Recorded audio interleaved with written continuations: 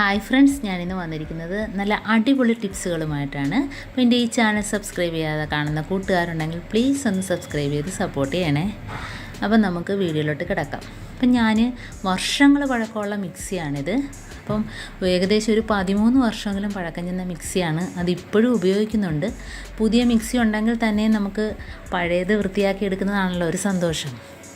അപ്പം നമുക്ക് അതിനായിട്ട് ഞാൻ മുട്ടത്തോട് പൊടിച്ചതാണ്.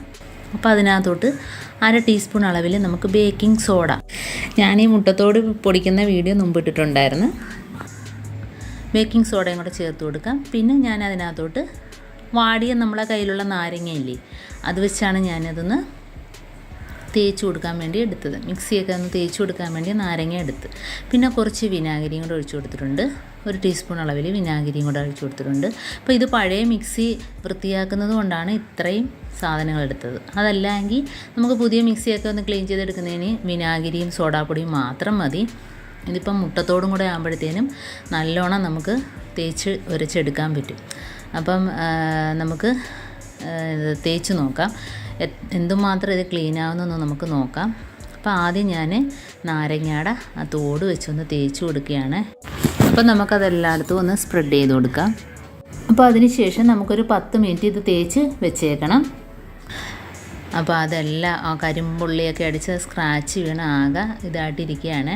അപ്പോൾ നമുക്ക് പഴയത് വൃത്തിയാക്കി എടുക്കുന്നതാണല്ലോ ഒരു സന്തോഷം പുതിയതിനേക്കാളും. അപ്പം ഇത് മിക്സിക്ക് നേരെ ഒരു കുഴപ്പമൊന്നുമില്ല. ജാറൊക്കെ അതിൻ്റെ കംപ്ലൈൻ്റായി മാറിയിട്ടുണ്ടെങ്കിലും മിക്സിക്ക് ഒരു കുഴപ്പവുമില്ല. അപ്പോൾ നമുക്ക് ഇതൊന്ന് വെളുപ്പിച്ചെടുക്കാം.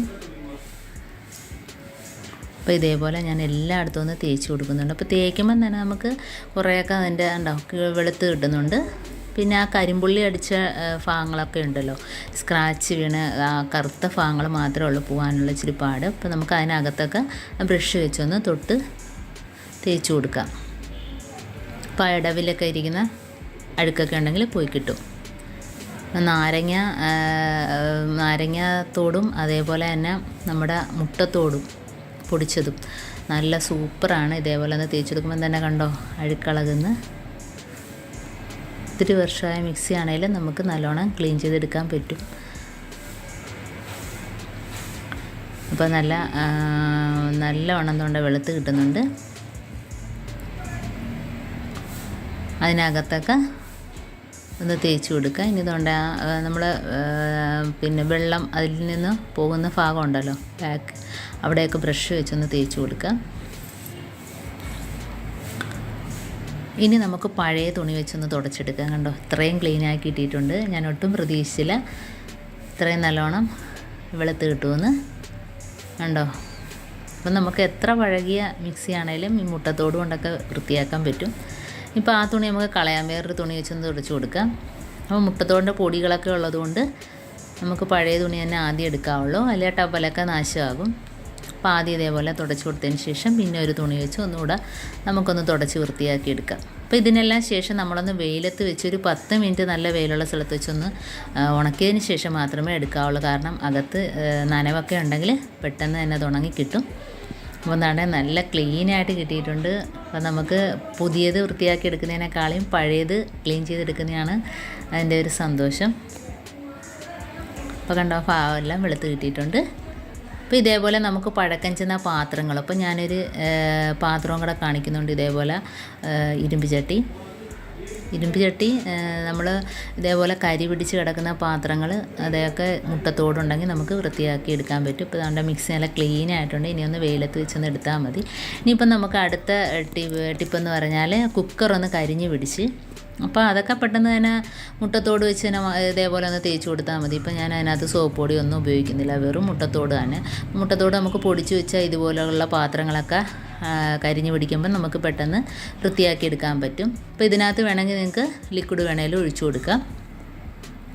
അപ്പോൾ അതാണ്ട് അതൊക്കെ വെളുത്ത് കിട്ടിയിട്ടുണ്ട് പെട്ടെന്ന്. ഇനി നമുക്ക് ഞാൻ ഉപയോഗിക്കാതെ മാറ്റിയിട്ടൊരു ചട്ടിയാണ്, അടികരിഞ്ഞ ചട്ടിയാണ്.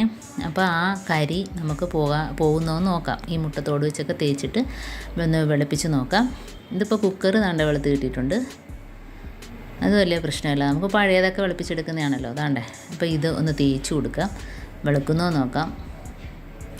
വലിയ ബലമൊന്നും കൊടുക്കുന്നില്ല, ഞാനിങ്ങനെ ഒന്ന് തേച്ച് നോക്കുകയാണ് ഇത് വെച്ച് വെളുക്കുന്നുണ്ടോ എന്ന്. ഇപ്പം മുട്ടത്തോട് നമ്മൾ കറിയൊക്കെ വെച്ചിട്ട് വെറുതെ കളയല്ലേ, അപ്പോൾ ഇതേപോലെയൊക്കെ ഒന്ന് ചെയ്ത് നോക്കുക. കണ്ടോ അതിൻ്റെ കരിയൊക്കെ ഇളകിപ്പോയിട്ടുണ്ട്. ഇപ്പോൾ നല്ല രീതിയിൽ വെളുത്ത് കിട്ടുന്നുണ്ട്. ഉണ്ടോ? അപ്പോൾ ഇത്രയും ഞാൻ തേച്ച് വെളുപ്പിച്ചിട്ടുണ്ട്. ഇനിയിപ്പോൾ കുറച്ചുകൂടെ തേച്ചാൽ പോകാനേ ഉള്ളൂ അത്.